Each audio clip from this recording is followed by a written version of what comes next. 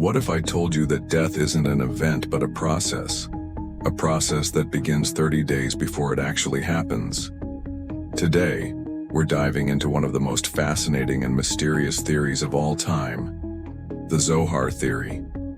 This ancient, mystical concept suggests that our bodies and minds start preparing for the end weeks in advance. But how and why? Join us as we explore the secrets of the Zohar, examine real-life cases, and question what it truly means to live and die. This is a journey into the unknown, and by the end of this video you might never see life the same way again. The Zohar is one of the most important texts in Jewish mysticism, dating back centuries.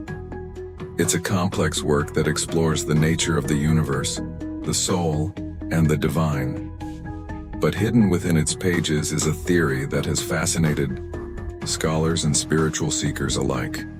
The idea that death begins 30 days before it happens. According to the Zohar, during this period, the soul starts to detach from the body, and subtle changes begin to occur, both physically and spiritually. But what does this really mean? And is there any evidence to support it? Let's break it down.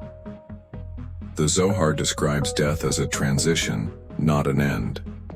It suggests that the soul begins to prepare for its journey to the afterlife, and this process manifests in our physical and emotional state. For example, the text mentions that the soul starts to withdraw from the body, leading to changes in behavior, energy levels, and even dreams. But why 30 days? In many spiritual traditions, the number 30 holds significance. It's seen as a period of transformation, a time when the veil between the physical and spiritual worlds becomes thinner. The Zohar suggests that this is the time when the soul begins its final preparations. So what are the signs that death is approaching? According to the Zohar, there are several subtle changes that occur during this 30-day period. Physically, a person might experience a loss of energy, changes in sleep patterns, or a decreased appetite. Emotionally, they might become more introspective, have vivid dreams, or even feel a sense of impending farewell. Some even report seeing or sensing the presence of loved ones who have already passed. But are these signs real, or just coincidences?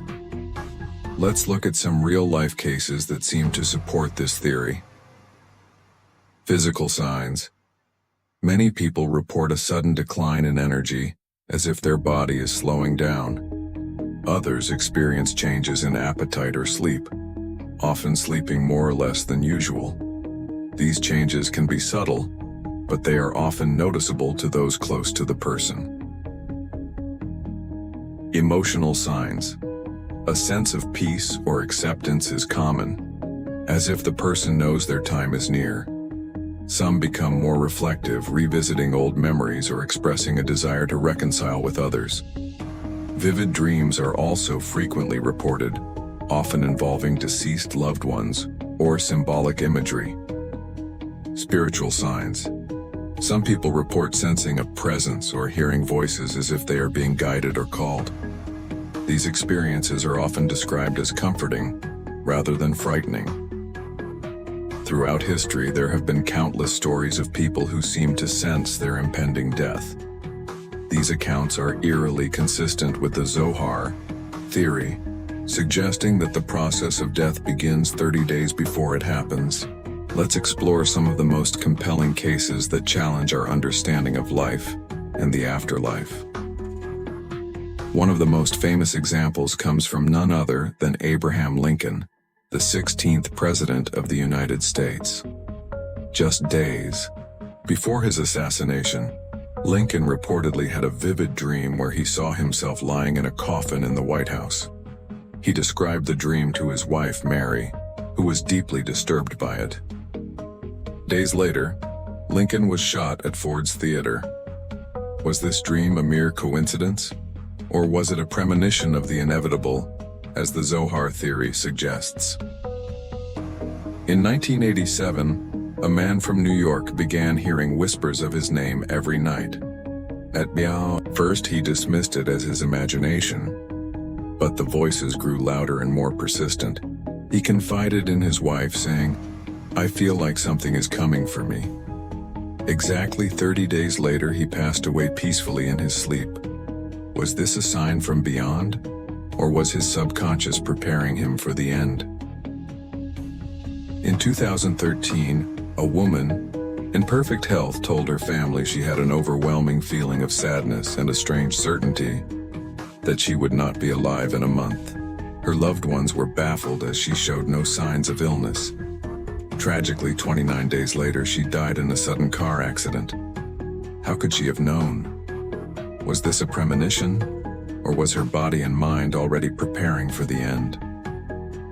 A well-known jazz musician once told his friends that he felt an unusual sense of peace, as if he had finished his song.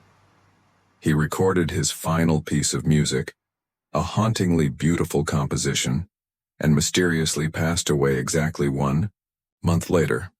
Was this a coincidence, or did he somehow know that his time was near? In 1972, a commercial pilot confided to his co-pilot that he had a strange sense of doom. He even wrote a letter to his family saying, "If anything happens to me, know that I love you." Tragically, his plane crashed exactly 30 days later. Was this a premonition, or was it a sign that his subconscious was preparing for the end? These stories are just a few among thousands. In fact, many hospice workers and nurses report that dying patients often exhibit strange behaviors in their final days. Some give away possessions, make peace with old conflicts, or even regain strength before passing. Could these be mere coincidences, or is there something truly mystical at play? The Zohar Theory suggests that death is not an event, but a process, one that begins long before we realize it. While the Zohar Theory is rooted in mysticism, there are some intriguing parallels in science. For example, researchers have studied the process of cellular aging and how the body shuts down in the final stages of life. Similarly, many spiritual traditions speak of a transition period before death, where the soul prepares to move on.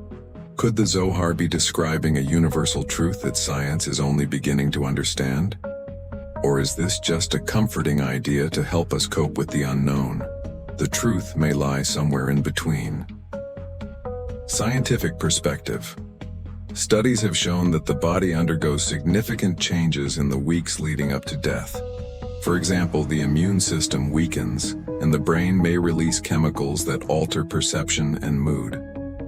Could these changes be linked to the signs described in the Zohar? Spiritual perspective. Many cultures believe in a liminal space between life and death, where the soul prepares for its next journey. The Zohar's 30-day period aligns with these beliefs, suggesting a universal understanding of death as a process, not an event. The Zohar Theory challenges us to think differently about life and death. It suggests that the end isn't a sudden event, but a gradual process, one that might even be filled with meaning and purpose. Whether you believe in this theory or not, it's a powerful reminder to cherish every moment and to seek understanding in the mysteries that surround us. After all, the journey into the unknown is what makes life so extraordinary. If you enjoyed this deep dive into the Zohar Theory, don't forget to like, comment, and subscribe for more explorations into the unexplained. Hit the notification bell so you never miss a video, and tell us in the comments, what do you think about this theory? Do you believe death begins 30 days earlier? Or do you have another mystery you'd like us to explore in a future video? Your ideas might just become our next topic. Thanks for watching, and remember, the truth is out there. Let's find it together.